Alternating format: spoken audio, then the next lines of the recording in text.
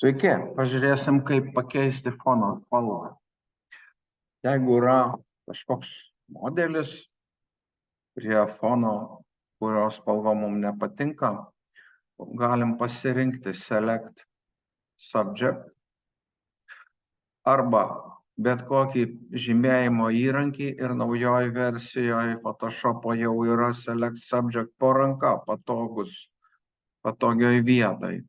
Na, bet ne visi dar tą turi mygtuką, tai tada Select Subject. Šiek tiek tenka palaukti, kol aptiks programa, kas čia yra fotografuota.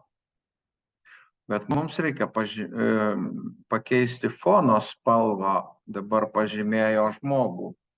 Tai galima pakeisti, kas yra pažymėta į atbulą pažymėjimą Inverse.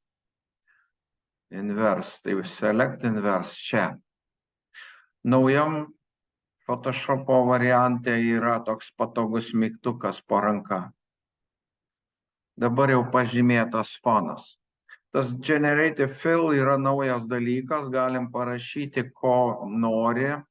Aš parašiau miesto aplinką ir sukūrė tokį foną. Bet dabar apie spalvas. Jeigu jau yra pažymėtas fonas, tada mes galim pasirinkti.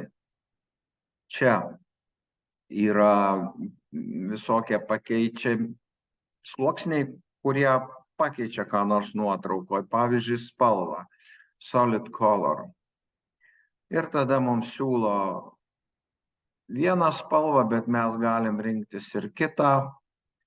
Galima pasirinkti spalvą tiesiai iš paveikslėlio, pavyzdžiui, kaklaraiščio spalva. Gal švarko spalva, fantazijos tos, nosinaitės spalva. Kaip jums patinka. Ok. Ir turim atskirą sluoksnį, kuris tai daro.